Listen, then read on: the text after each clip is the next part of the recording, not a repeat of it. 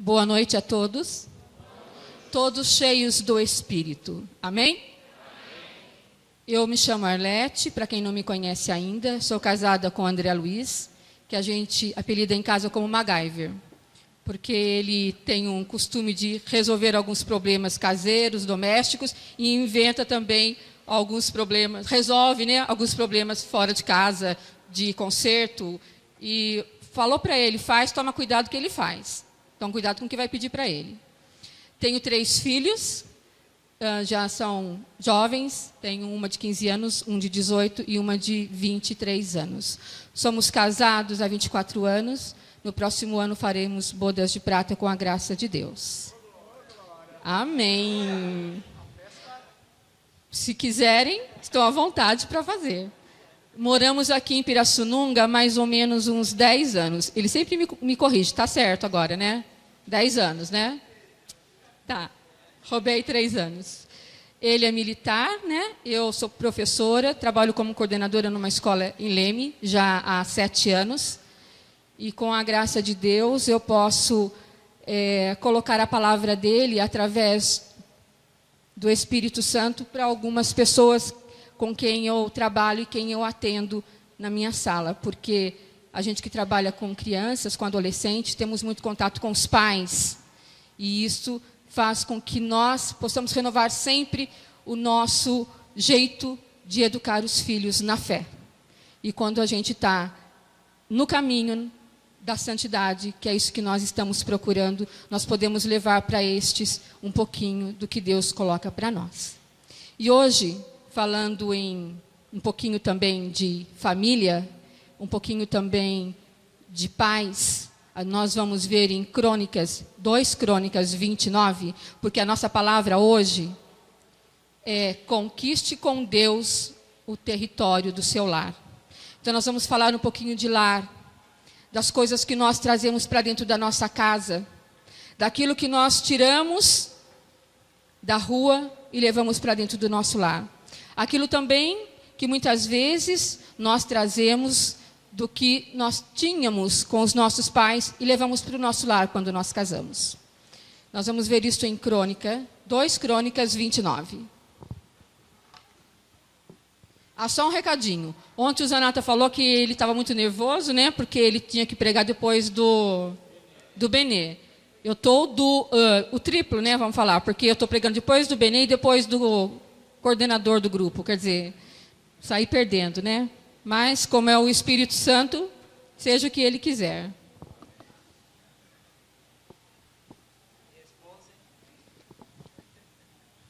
Eu jogo nas costas do Espírito Santo a responsabilidade.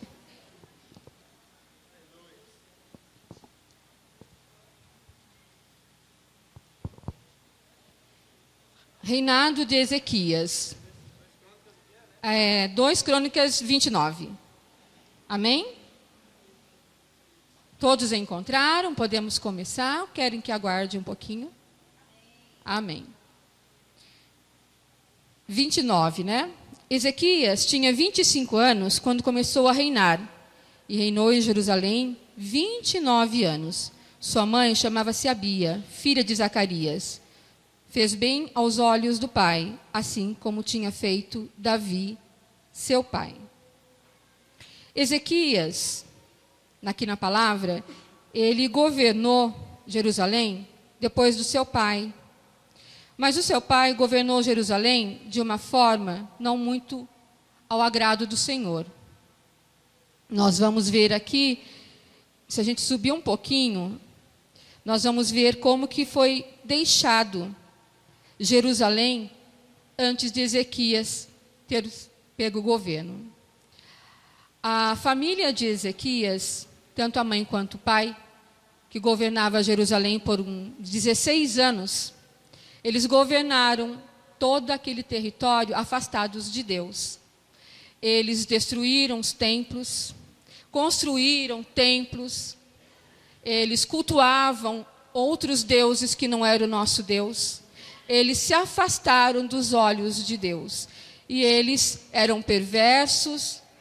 Todo o território por onde eles passavam, eles deixavam destruição. E Ezequias, quando foi governar, ele pegou Jerusalém acabada, destruída, porque seus pais a deixaram assim. E ele poderia continuar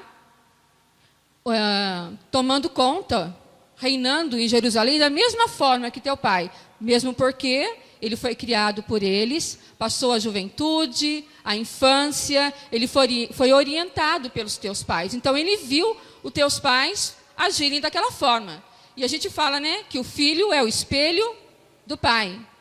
Ele poderia ter sido espelho do seu pai, mas ele governou de forma diferente. Ele restaurou o templo, como vamos ver na palavra. Foi ele que no primeiro ano de seu reinado, no primeiro mês, reabriu as portas do templo, depois de tê-las reparado. Convocou os sacerdotes e os levitas para uma assembleia que realizou na Praça Oriental. Então, meus irmãos, ele, no primeiro ano logo do seu reinado, ele tomou conta do lugar onde ele estava, abriu as portas do templo. Ele não se acanhou diante das dificuldades, que provavelmente eram muitas, porque como que ele ia conquistar o coração e a mente das pessoas depois do teu pai ter reinado com tanta desgraça na vida de cada uma delas? Era uma missão muito difícil para Ezequias. E ele não caiu na tentação e ele não se perdeu, não somente pela vontade própria, mas com certeza porque Deus tinha um propósito na vida dele. E Deus o queria para ele, porque era ele que ia trazer de volta o povo de Israel para diante do Senhor. Então aquele homem não podia se perder com a história de vida que ele trazia da família dele, da mãe e do pai. E ele governou, ele restaurou os templos, ele recuperou as imagens do templo do Senhor, e ele convidou, foi em praça pública. Vamos pensar que nós hoje em Pirassununga estamos lá na praça, né? E queremos falar com as pessoas que estão lá ao redor. Passa gente de tudo quanto é lado, com todas as seitas e religiões que a gente até desconhece, e a nossa missão é chamá-las de volta para Deus. Passam pessoas que usam drogas, pessoas que usam álcool, pessoas que são casadas, mas que traem suas esposas, que traem seus maridos, filhos que muitas vezes não são filhos merecedores do amor de seus pais, muitos pais que não são merecedores do amor de seus filhos, estão lá, com as suas histórias de vida, passando pela praça. E um de nós é contaminado pelo amor de Deus, pela misericórdia de Deus, e está lá para trazer aquele povo de volta. Este povo que teve só o exemplo da maldição dos seus pais. Vamos ver, então, na citação abaixo, como que aconteceu. Convocou os sacerdotes e os levitas para uma assembleia que se realizou na Praça Oriental. Disse-lhes: escutai-me, levitas, santificai-vos agora. Santificai o templo do Senhor Deus, de nossos pais, e purificai-o de tudo o que o mancha, porque nossos pais prevaricaram, fizeram mal aos olhos do Senhor. Nosso Deus abandonaram-no, desviando os olhos de sua morada. Voltaram-lhe as costas, cerraram as portas do pórtico, extinguiram as lâmpadas, não mais queimavam incenso. Suprimiram o holocausto no santuário do Deus de Israel. Quando a gente fala aqui na palavra que eles deixaram de queimar o incenso, deixaram de estar com o Espírito Santo, com as lâmpadas acesas, com o Espírito de Deus, porque nós os temos e nós só fazemos ele agir se nós permitirmos. E os pais, como saíram dos olhos de Deus, eles também não tinham este poder do Espírito Santo. E voltando a esse rei tão jovem, imagine nós, que todo mundo conhecia a história dos pais de Ezequias. Todo mundo sabia que ele tinha sido perverso. Como que eu, Arlete, com a minha história de vida, que todo mundo conhece o meu pai, sabe do que ele foi capaz, vou falar de Deus, vou falar de restauração para vocês, se vocês conhecem a minha história? Como que eu vou conseguir isto? Como que eu vou fazer vocês acreditarem em mim, como pessoa, como homem? A missão daquele rei só foi possível porque ele não fazia sozinho. Ele fazia com a ação de Deus. E ele tinha uma escolha, porque todos nós temos escolhas na nossa vida. Ele poderia trazer, como eu disse, para o reinado dele, todas as ruínas que seus pais pregaram, como ele poderia mudar a sua história de vida. E o Senhor coloca aquela palavra que mexe muito com a gente. Diante de ti, eu coloco a vida e a morte. Tu escolhes. E diante dele, o Senhor colocou a vida e colocou a morte. E Ezequias tinha a escolha. Ele poderia, como nós, com o livre-arbítrio que nos deu o Senhor, escolher aquilo que seria melhor para a sua carne, mas que para o Senhor seria a morte. Ou aquilo que faria com que tua carne sofresse, mas que para o Senhor seria a vida. E isso vem para cada um de nós. Quando nós estamos diante do Senhor e Ele nos coloca essa palavra. Diante de ti, eu coloco a vida e a morte. Escolham. Mesmo sabendo que para estar diante do Senhor, eu tenho que morrer para a vida carnal. Qual é a nossa opção de escolha? A nossa palavra diz que ele escolheu estar com o Senhor. Por isso, no versículo 8, por isso a ira do Senhor se desencadeou contra Judá e Jerusalém, e o entregou à desolação, fazendo deles um objeto de espanto e zombaria, como vede com os vossos próprios olhos. Foi assim que nossos pais caíram sobre a espada, que nossas mulheres e filhas estão no cativeiro. Tenho agora a intenção de fazer um pacto com o Senhor, Deus de Israel, para que o ardor de sua ira nos poupe. Ora, meus filhos, não sejais indolentes, porque é a vós que o Senhor escolheu para estar diante dele, para fazer o seu serviço e oferecer-lhe. Diante dessas palavras, a gente entende que naquele momento, Ezequias, ele convidou o Senhor para estar com ele, para ir para aquela região com ele.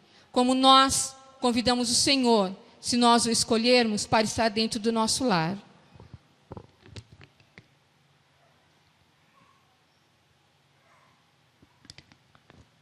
E assim, ele foi reinando e foi tirando todas as, colocaríamos assim, todas as traças do templo. Foi mexendo aonde mais doía no coração dele e no coração de que estavam com ele. Ezequias, penso eu, que o sofrimento dele foi tão grande, porque ele tinha que mexer com pessoas que talvez nem acreditassem nele, mas que ele precisava fazê-los crer que Deus era capaz de mudar toda aquela história de vida que eles haviam vivido. E da mesma forma, nós podemos levar para o nosso dia a dia, para a nossa casa, para o nosso lar. Nós sabemos o quanto de coisas nós trazemos para dentro da nossa casa, que nós, quando casamos, nós levamos para lá, nós e os nossos esposos. Eu levo para minha casa, quando casei, a mim e ao André. E eu levei para minha casa a história de vida minha. O André levou a história de vida dele. E nós construímos uma família. Aquele povo todo lá em Jerusalém era a família de Ezequias. E ele levou toda a história que ele tinha, os outros levaram a história de sofrimentos da vida dele. E nós levamos para dentro do nosso lar. E nós construímos uma família. Nós temos filhos, eu tenho 3. E eles são criados de acordo com o que nós aprendemos dos nossos pais. Graças a Deus, eu tive uma instrução religiosa, e o meu marido também. Mas apesar de muitos nós termos instruções religiosas, não significa que nós estamos diante de Deus. Significa que nós sabemos que Deus é o Salvador. Significa que nós conhecemos a história da salvação. Não significa que nós aceitamos e que levamos para dentro do nosso lar. E assim, nós casamos e construímos a nossa família. Veio a primeira filha, nós sempre participando, né, como vocês, e é assim que acontece a cada um de nós. E dentro dessa história, nós trazemos conosco a história dos antepassados dos nossos pais. E nós trazemos todo esse julgo de que nós nem conhecemos. Porque muitos de nós não conhecemos como funcionava ou como viviam nossos avós, nossos bisavós, gerações e gerações passadas. Quantas coisas eles viveram, quantos deuses eles adoraram, que não era esse Deus. E nós trazemos essa hereditariedade dentro da nossa casa, da nossa família.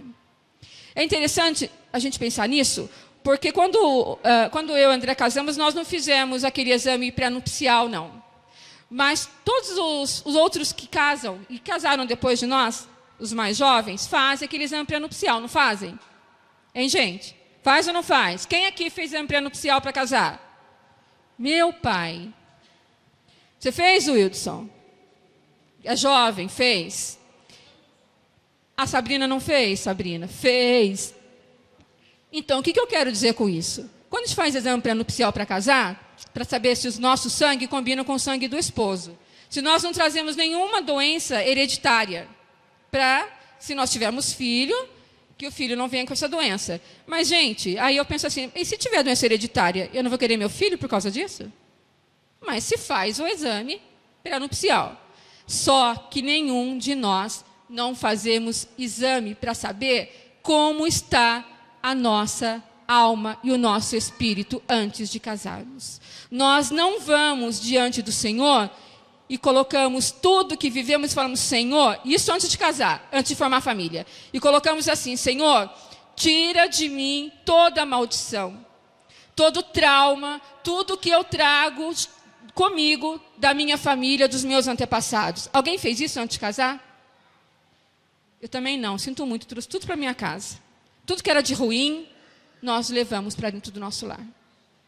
Tudo que os pais viveram, que os avós viveram, nós trouxemos. Seja trauma, seja problemas de saúde, física, espiritual, nós levamos para dentro do nosso lar. E o que nós fazemos agora? Já estamos lá, já casamos, já temos toda a nossa família formada. E agora, Senhor, já tenho 3 filhos problemáticos, estressados, com todos os traumas que eu trouxe comigo. E que vocês também, com certeza, passaram por isso. Vou fazer agora o quê, Senhor? Faz como Ezequiel. Escolhe a vida, não escolhe a morte. Faz como Ezequiel, limpa o teu templo. Recupera a tua alma e o teu espírito, que tu e a tua família será salvo.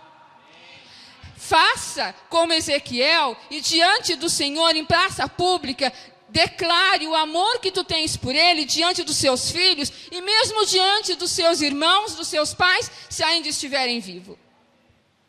E é assim que nós temos que fazer. É isso que o Senhor nos convida hoje, para nós restaurarmos as nossas famílias, nós tirarmos, dissiparmos tudo o que trouxemos de ruim para o nosso lar. E ainda, gente, se nós formos pensar um pouco mais adiante, nós, além das coisas que nós temos dos nossos antepassados, nós trazemos coisas novas de ruim para dentro da nossa casa, para dentro do nosso lar. Porque nós vivemos nesse mundo onde a gente fala de Deus, fala do amor de Deus, fala da fé. E até um dia desses me perguntaram isso, porque uma pessoa ficou muito doente, estava na UTI, e ela me disse assim, Arlete, eu estou muito preocupada, porque eu acho que ela vai morrer, e a gente fala de Deus, mas quando alguém morre, a gente sofre, a gente chora, e a gente não quer a morte. Por que a gente fala de Deus, acredita que o céu é o melhor lugar, e quando alguém morre, a gente se desespera? Eu respondi para ela assim, não foi eu com certeza, foi o Espírito Santo, porque isso não viria de mim. Porque nós falamos de Deus, mas vivemos para o mundo. Porque se nós não vivemos para o mundo, nós vivemos para Deus, nós não teremos esse sentimento de desespero diante da morte. E assim o Senhor coloca para nós. Como será que nós estamos, meus queridos, como que nós estamos dentro da nossa casa? Educando nossos filhos, trazendo para dentro dele o quê?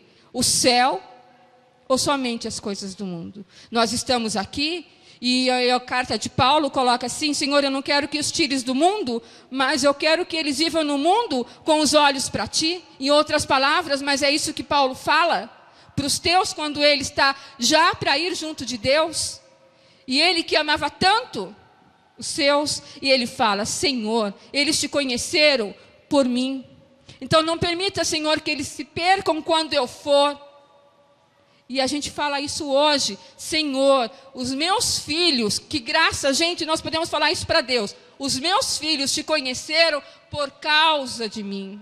Então não permita, Senhor, que quando eu for eles se percam. Que as palavras que eu preguei, que eu coloquei para eles durante toda a minha vida, seja para eles a tábua de salvação, Senhor.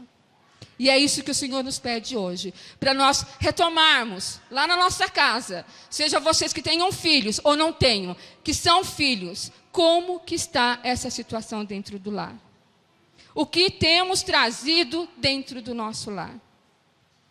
Repito de novo, só as coisas do mundo? Ou nós vivemos neste mundo com os olhos para Deus? Vivemos neste mundo sabendo que nós temos que trabalhar, que nós temos que se vestir, que nós temos que nos alimentar, mas que nós podemos fazer tudo isto sem nos perdermos, se não nos desviarmos do olhar de Deus. Como educar os nossos filhos, os nossos netos? E a gente ainda não tem neto, né, André? Mas quem sabe Deus, né, daqui a uns 5, 7 anos, Ele coloca para nós. Como que nós vamos educá-los?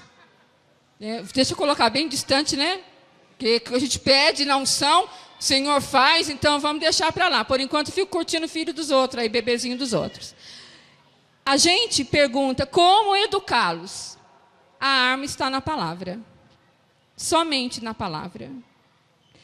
Aí eu pergunto, né? Resolve somente na palavra?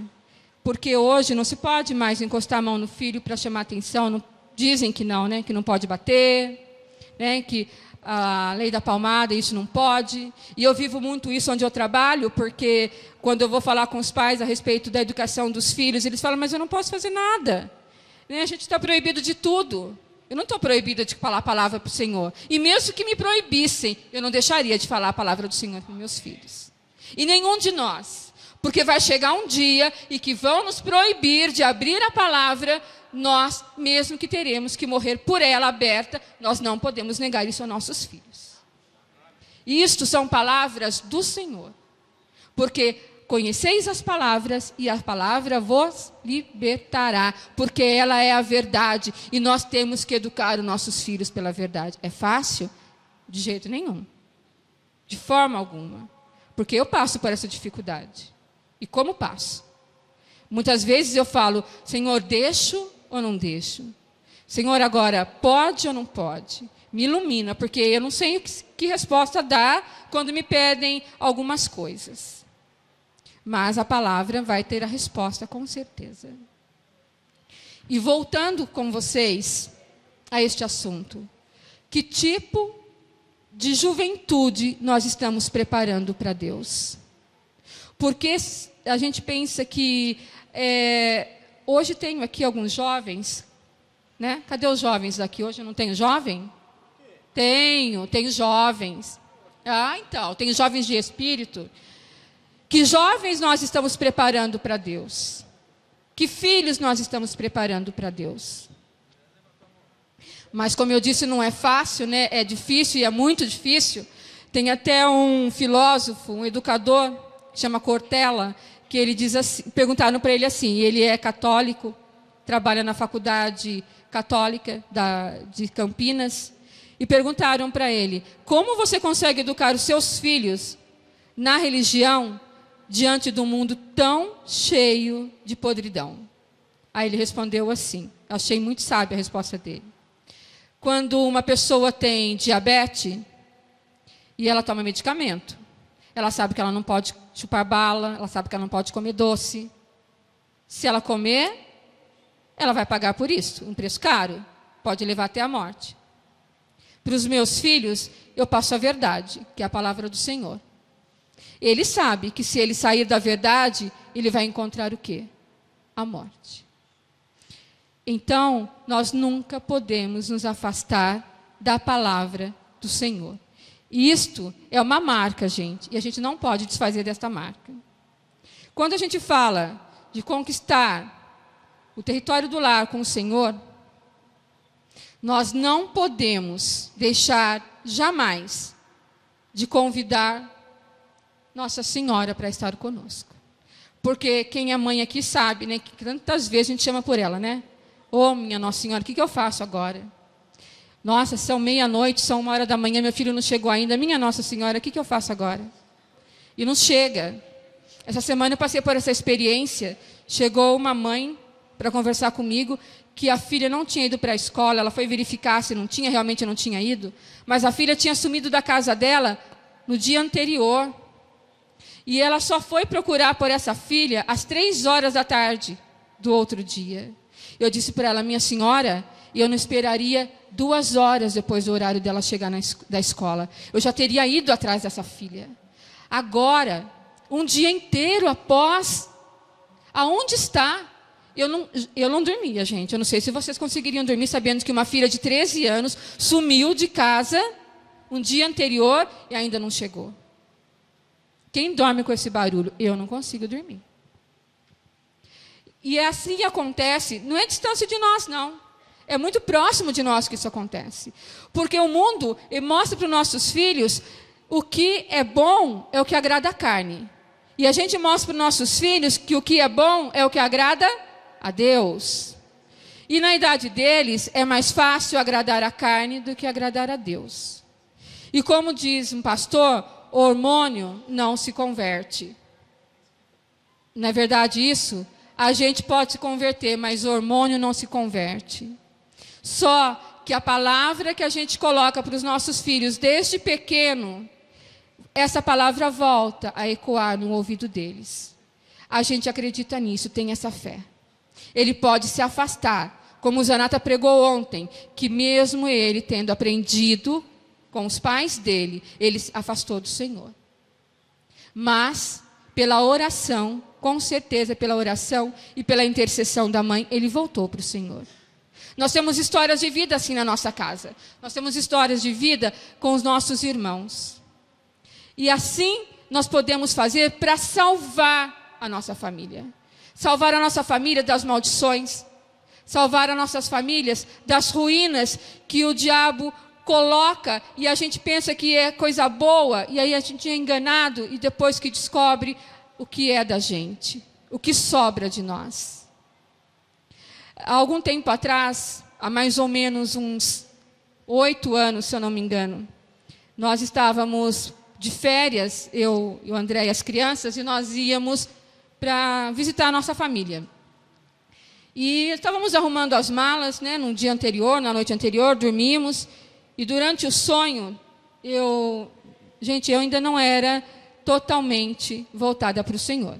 Eu vinha à missa naquela época, participava de alguns movimentos, mas eu não era entregue ao Senhor. Hoje, com a graça de Deus, eu estou engatinhando ainda, mas naquele tempo eu acho que eu era igual os bebezinhos ali, ó, nem andava, nem engatinhava, era, né, André, de vez em quando, sim, Senhor, estou aqui, de vez em quando, não, Senhor, hoje eu tenho que estar em outro lugar, não dá para estar aqui, e a gente achava que daquele jeito estava bom, porque era assim que nós agradávamos a nossa carne.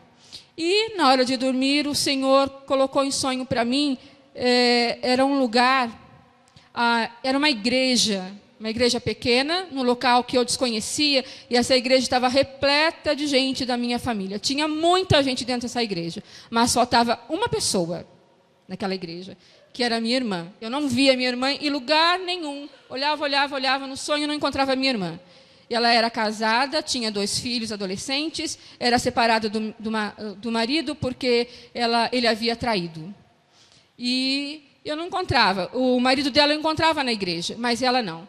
E eu achava estranho, porque ele rodeava toda a igreja no meu sonho e não entrava dentro daquela igreja. Rodeava e não entrava. Acordei, colocando a mala pronta lá, eu falei assim, nossa, André, eu sonhei com a minha irmã hoje, com a família dela. Ele me respondeu assim, não sei se ele se recorda. Engraçado, eu sonhei com o seu cunhado e com a sua irmã, eu sonhei que por causa deles você não voltou para casa, você teve que ficar lá. Eu falei, que coisa doida. Mas a gente não conhecia as verdades de Deus. Então, para nós, aquilo lá era um sonho só. E fomos viajar. E nessa viagem, ficamos uma semana mais ou menos lá na casa dos meus pais. E minha irmã estava, quando eu a vi, não estava muito bem, mas estava com resfriado, tinha ido no médico, voltado do médico, aquela coisa de INPS, que você vai e volta, toma um sorinho, toma um medicamento, vai e volta. E para a gente estava tudo bem que ela tinha sido, socorreu, está tudo certo, né? Então, está tudo bem. E no dia de ir embora, ela conversou um pouco comigo, a gente não se despediu porque ela teve um pouquinho de dor de cabeça, falou para mim, eu vou tomar um remédio e vou dormir. Eu falei, então tá bom, né? E ainda faltava um pouco para eu ir embora, colocamos as coisas na mala e eu disse para minha mãe assim, mãe, dá um abraço nela por mim, porque a gente está indo embora e ela estava meio cansada, eu não quero acordá-la agora não, a gente vai indo e deixa o meu abraço. A mãe, tá bom então, minha filha, vai com Deus, né? E viemos embora. Chegamos até Leme, gente. Chegando em Leme, nós recebemos um telefonema.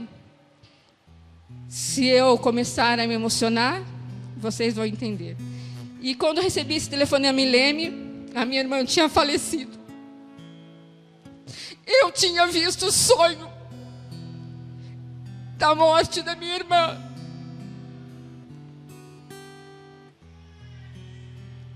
E o Senhor, Ele havia me preparado para aquilo, porque eu tinha que ser forte diante daquele sofrimento. Mas no caminho, quando eu estava subindo a serra de Caraguá, eu pedia para o Senhor, não sabia nem o que estava acontecendo com a minha irmã. E eu pedia assim, porque minha irmã, pela falta que o marido fez na vida dela, ela morava numa casa muito ruim.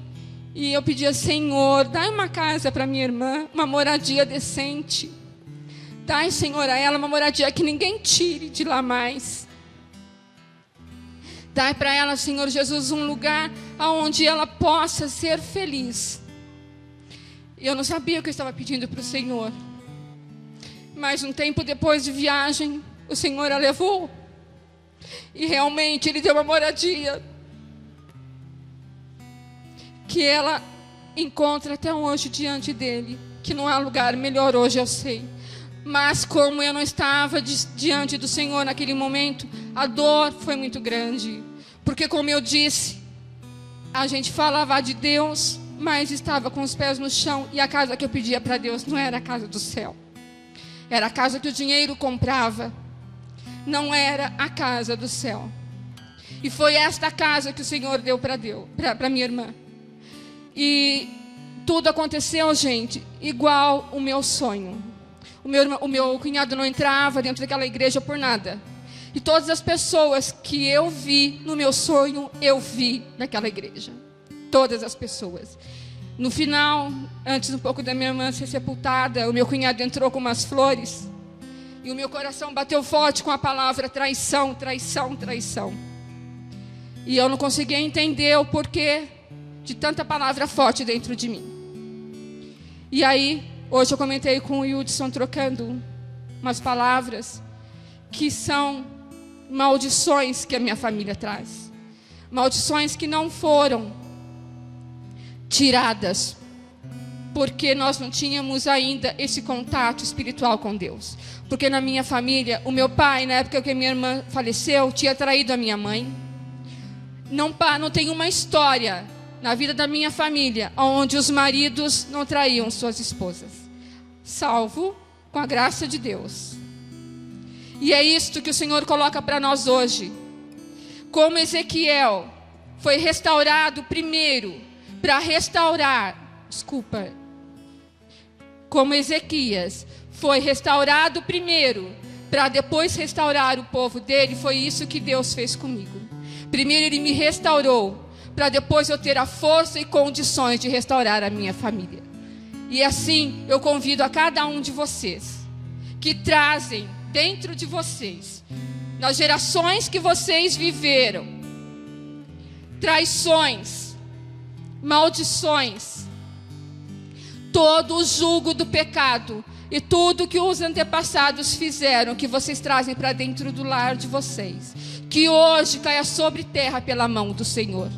Porque pelo poder do Senhor, nenhum mal que o Satanás fez para nossa família vai ser colocada novamente dentro do nosso lar, porque o Senhor está destruindo hoje. E muitas pessoas trazem doenças de câncer, doenças de fígado, doenças mentais. Quantas pessoas trazem problemas conjugais? Muitas pessoas não têm filhos. Quantas famílias não têm filhos porque foram amaldiçoados, ou elas mesmas colocaram essas maldições para ela, porque dizia assim, quando via uma criança, ou porque a criança era muito levada e falava, ai meu Deus do céu, eu não quero nunca ter filho, e ela não sabe o mal que ela fez para ela mesma. E hoje o Senhor quebra essa maldição que ela mesma pode ter colocado dentro dela. Nós não sabemos a força da nossa palavra e o que ela pode trazer para nós. Só quem pode quebrar toda essa maldição é o nosso Senhor Jesus Cristo. E nós temos a maior graça, gente, que Ezequias não tinha diante dele, que é o quê? O corpo do Senhor. Isso que nos dá a maior força. Ele lutou contra tudo o que ele trouxe de mal da família dele, mas hoje nós podemos lutar contra este mal com uma força maior, porque nós somos revestidos do Espírito Santo e da hóstia consagrada. E eu convido a vocês, neste momento, que a mente de vocês, e eu peço agora, com a força do Espírito Santo, que Ele traga na nossa mente o que nós trazemos do nosso antepassado, sejam maldições, sejam qualquer problema que seja agora mostrado para nós. Porque é diante do Senhor que nós vamos colocar. Nós não vamos permitir mais, de forma alguma, que o inimigo zombe de nós, ou que zombe de nossa família. E os nossos filhos não vão pagar o preço do pecado. Sabe por quê? Porque o Senhor já pagou por eles e já pagou por nós. E com esta certeza, nós vamos adorar a este Senhor. Porque é na mão dele que nós vamos entregar a nossa família, nós vamos entregar o nosso templo sagrado, que é o nosso lar. E é com esta certeza, irmãos, que nós vamos receber o nosso grande Senhor.